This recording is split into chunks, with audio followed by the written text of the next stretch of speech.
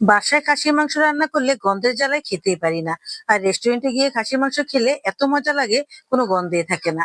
আজকে আমি সবকিছুই ফাঁস করে দেব। আর দাম দিয়ে কখনো রেস্টুরেন্টে গিয়ে খাসি মাংস কিনে খেতে হবে না, রেস্টুরেন্ট এখন আপনার ঘরেই চলে আসবে। আসসালামু আলাইকুম, কেমন আছেন সবাই? আশা করি ভালো আছেন।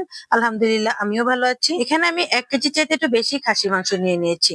আর এখন একটা বড় কড়াইতে বেশি করে তেল দিয়ে দিলাম, তারপর দিয়ে দিলাম সেই মাংসগুলো। ব্যাস, এখন এই মাংসগুলো ভালো করে নেড়েচেড়ে ভেজে নেব। সত্যি বলতে অনেকেই আছেন যে লেবুর রস দিয়ে অথবা ভিনেগার দিয়ে খাসির মাংস গন্ধ দূর করতে চান। আসলে তারপরেও কিন্তু গন্ধটা দূর হয় না। কিন্তু আজকে আমি যেভাবে রান্না করছি, এভাবে যদি রান্না করেন, কোনো কিছুই দিতে হবে না, কোনো প্রসেসিং এর দরকার নেই। তো যাই হোক, মাংসটা দেওয়ার পর অনেকটা পানি উঠেছে। আর আমি সাথে কিন্তু এখানে গোটা মশলা বলতে দারচিনি, এলাচি, লবঙ্গ, এগুলো সবকিছু দিয়ে দিয়েছি। ওদিকে মাংসটা ভালো করে হোক, আর এদিকে আমি মশলাটা তৈরি করে নিচ্ছি। আমি প্রথমে খাসির মাংসের কাচ্চি মশলাটা 2 চামচ দিয়ে দিলাম। তারপর দিয়ে দিলাম এখানে রসুন বাটা, তারপর আদা বাটা। এখন বেশি করে পানি দিয়ে এটা মিক্স করে এক সাইডে রেখে দিয়েছি। এদিকে মাংসটা একদম পানি শুকিয়ে গেছে। আর তার মধ্যে দিয়ে দিলাম বেশ খানিকটা পেঁয়াজ। প্রথম যে টিপসটা হচ্ছে, মাংসের পানি শুকানোর আগে কিছুতেই মশলা দেওয়া যাবে না। আর এই তো মাংস পানিটা যখন ভালো করে শুকিয়ে গেছে, তারপরে আমি পেঁয়াজ দিয়েছি। আবার পেঁয়াজ থেকে যে পানিটা বের হচ্ছে, সেটাও আবার শুকানোর আগে কোনো মশলা দেওয়া যাবে না। যখন পেঁয়াজের পানিটাও শুকিয়ে গেছে, তখন আমি সেই মিক্স মশলাটা দিয়ে দিয়েছি। আর এখন ভালো করে নেড়ে চেড়ে মিশিয়ে নিচ্ছি। এবার আমি লবণটাও দিয়ে দিয়েছি। আর এখন ভালো করে কষিয়ে নেব। এই তো কষানো হয়ে গেছে। আর এখন আমি দিয়ে দিচ্ছি এখানে হলুদের গুঁড়ো, মরিচের গুঁড়ো, আর জিরের গুঁড়ো, আর ধনিয়ার গুঁড়ো। পুরো ভিডিওটা খেয়াল করে দেখবেন, আমি কিন্তু এখানে এক ফোঁটা পানিও ইউজ করিনি। আর এখন আমি দিয়ে দিচ্ছি এখানে কয়েক কোয়া রসুন আর কয়েকটা কাঁচামরিচ। এখন এই তো ভালো করে কষিয়ে নিয়েছি, একদম কড়াইয়ের সাথে লেগে গেছে এমন ভাবে কষাতে হবে। যখন একদম পুরা পুরা ভাব চলে এসেছে, তখন আমি গরম পানি দিয়ে দিয়েছি। সব সময় মাংসতে গরম পানি দিবেন।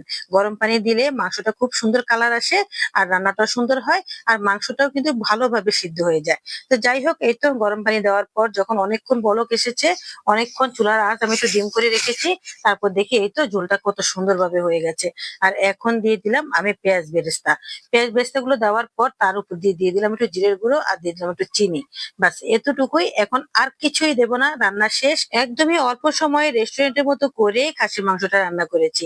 গন্ধ বলতে কোনো কিছুই নেই, এত মজা হয়েছে। এভাবে রান্না করে যদি একবার খান, আপনি বুঝতেই পারবেন না আপনি কি রেস্টুরেন্টে বসে খাচ্ছেন না বাসায় রান্না করে খাচ্ছেন। এতটাই মজা হয়। তো যাই হোক, এই তো এখন বেড়ে দেখাচ্ছি। মাংসটা কিন্তু সুন্দরভাবে কুক হয়ে গেছে। আর এখানে রসুন আর কাঁচামরিচের ফ্লেভারটা এত সুন্দর করে ছড়িয়েছে, কি বলবো। আসলে এভাবে ধাপে ধাপে মশলা দিয়েই আসলে রেস্টুরেন্টে রান্না করা হয়। আর তখনই আমরা বুঝি যে রান্নাটা কত সুন্দর হয়েছে, কত মজা হয়েছে। নিশ্চয়ই কোনো সিক্রেট মশলা দেয়। আসলে কোনো সিক্রেট মশলা না, ওরা এভাবেই রান্না করে। মাংসটা প্রথমে ভালো করে একটু ভেজে নেয়, এতে করে সব গন্ধ চলে যায়।